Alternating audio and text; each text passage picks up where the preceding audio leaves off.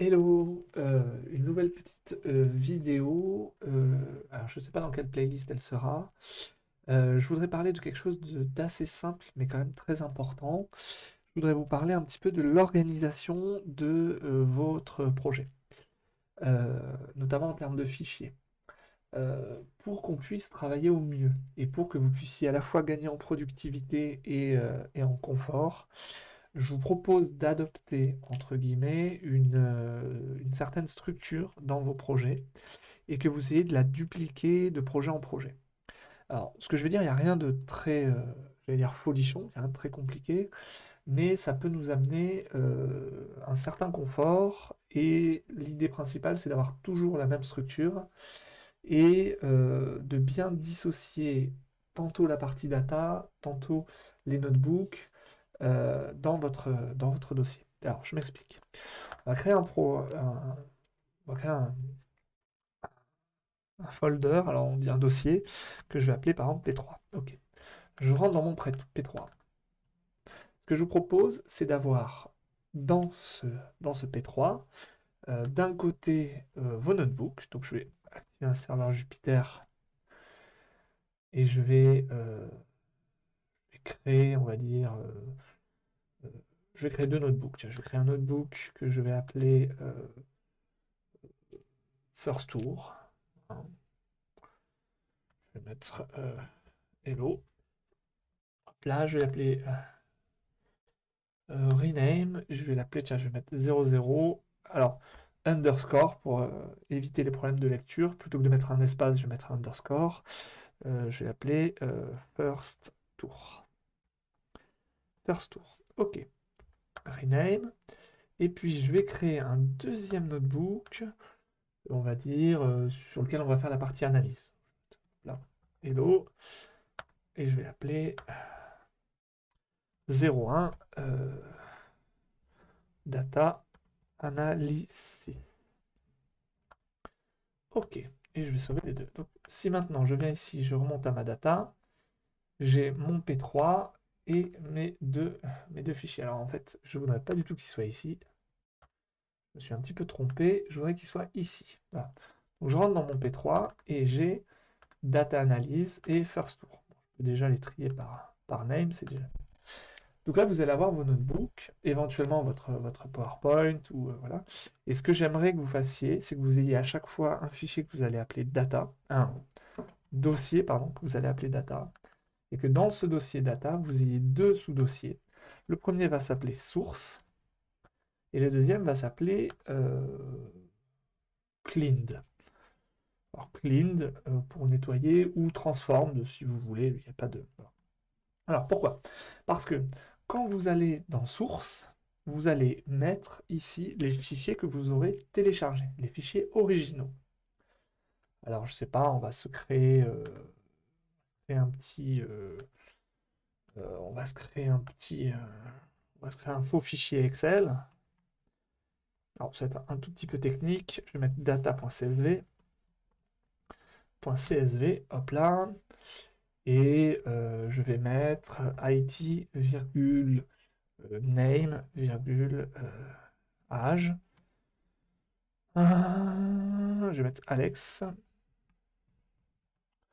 Alex, 35. Et 2, je vais mettre Agnès, 45. Voilà. CTRL S. Je ferme ça. Là. Donc là, j'ai mon data.csv que j'ai écrit à la main, mais en général, vous l'aurez téléchargé.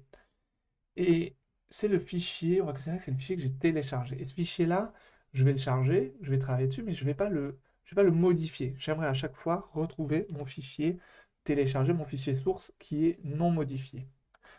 Je vais travailler sur mon notebook, et quand je vais travailler sur mon notebook, une fois que j'aurai cleané, je vais le mettre dans le dossier cleaned. OK? Alors, qu'est-ce que ça donne en termes de code? Euh, Ça induit plusieurs petites choses. Alors, hop là, je vais faire CD P3. Donc là, je suis dans mon P3. Je vais activer un Jupyter Notebook. Et je vais venir dans mon notebook de First Tour, par exemple. ici, si je veux lire mon data frame, je vais devoir trouver le bon fichier. Donc, je dois trouver le bon dossier, puis le bon fichier. Donc, je vais faire import pandas aspd, pd, et maintenant je vais faire pd.read csv de, on a dit data slash source slash data.csv. On va regarder si ça s'est bien passé. CSV, je vais l'appeler df. OK, alt entrée, puis je vais faire df.head, juste les deux premières lignes. Voilà. Donc, j'ai data slash source slash data, et supposons que je fasse des grosses transformations. Et bien, à la fin, je vais faire df. Alors, je vais faire une transformation idiote. Je vais faire df.age égale df.age fois 1000. Donc, shift entrée. Bon, je vais me refaire un petit df.head très rapide pour être sûr que, voilà, c'est bon. Et maintenant, je vais faire df.toCSV, parenthèse, et on va aller dans data slash cleaned slash, on va l'appeler df cleaned.csv. Et la petite tricks important, index égale false. Je vous invite à jouer si vous mettez index égale true ou index égale false et vous regardez ce que ça change. Contrôle entrée et j'ai mon data frame qui est arrivé ici. Ce qui fait que du coup, à la fin de votre travail, quand vous allez passer sur le deuxième notebook sur la partie data analyse, vous allez charger directement ce data frame là. Donc vous allez dire import pandas as pd df égale pd.read underscore csv de data slash cleaned slash df cleaned.csv. df.head. Ça sert à rien de faire df.head, mais voilà.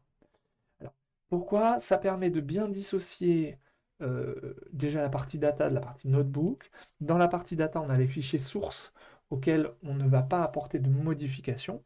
On va nettoyer, filtrer les colonnes, on va enlever les nan, etc., etc., enlever les outliers, nettoyer les valeurs manquantes, bref, ce que vous voulez. Mais on ira bien enregistrer ce fichier-là dans cleaned.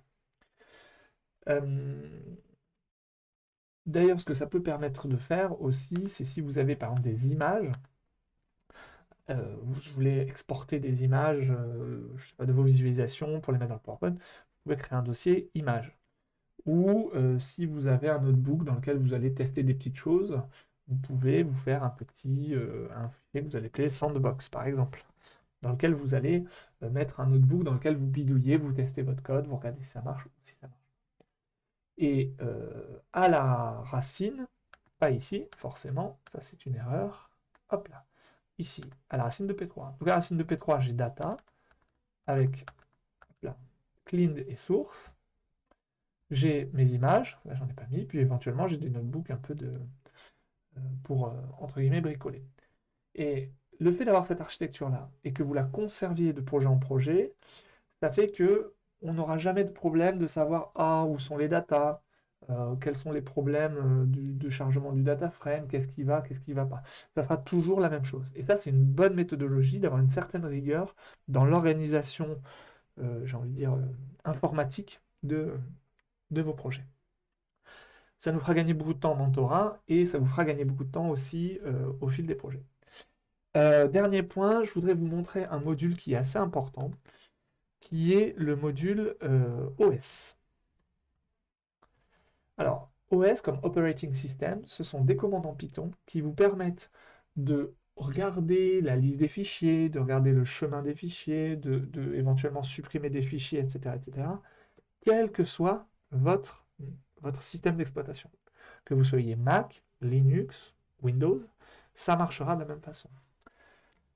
Il existe des fonctions spéciales, par exemple si j'appuie point d'exclamation ls, j'obtiens la liste des fichiers, ls comme liste, donc je suis en fait à la racine, et donc j'ai bien First Tour, Data Analysis, Data Image Sandbox. Je peux faire également PWD comme Print Working Directory, ce qui veut dire où est-ce que j'en suis. Ben là, actuellement, je suis dans /tmp/data/p3. Et il existe la même chose avec le module OS, Get Current Working Directory, qui me dit tu es actuellement dans /tmp/data/p3. Très bien, je peux os.list dir de mémoire, list dir. Ok, tu as data 01 data analysis, 00 first tour, sandbox, image, data, et donc ce qu'on appelle un fichier caché, donc c'est point, en Linux c'est un point pour les fichiers cachés, point .ipnb checkpoints, on va oublier ça, c'est juste une certaine sauvegarde partielle de l'état du data frame. Si par exemple il crachait, on pourrait repartir de cette sauvegarde. Alors c'est pas exactement ça, mais on va dire que l'idée y est. Donc n'hésitez pas à la base de tous vos notebooks de toujours faire un petit import OS et de toujours faire un petit peu get current working directory parce que vous avez souvent beaucoup de problèmes pour dire ah ben j'arrive pas à trouver mon fichier, ah ben je sais pas où il est, ah ben je le charge et ça marche pas. Ben voilà, si je fais ça et qu'en dessous je fais ça à la racine de tout, enfin en haut de tous mes notebooks, je m'assure entre guillemets que je suis bien au bon endroit et que j'ai bien accès à mes fichiers. Bien sûr, en montant en compétences, vous allez forcément avoir envie de me factoriser ça et de mettre, je sais pas, par exemple, cleaned égale ça, hop là, et puis de me mettre, je sais pas, source égale ça, par exemple.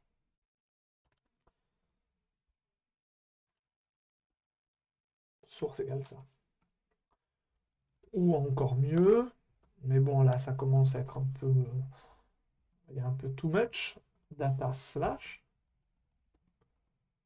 tac, on va le mettre là, CTRL X, entrée, CTRL V, le tout sans toucher à la souris, bien entendu. Tac, avec data, plus. Alors, comme ça, on passe uniquement par des variables et on a juste à modifier, le cas échéant, le nom de nos variables. Petit espace, et si vous le souhaitez, alors, c'est pas dans les conventions officielles de Python, mais on peut se l'autoriser, d'aligner les égales pour une question de lisibilité. Voilà, et encore un dernier petit point, je sais que j'enchaîne les derniers petits points. Le chemin de fichier dans Windows est un peu différent que celui que j'utilise.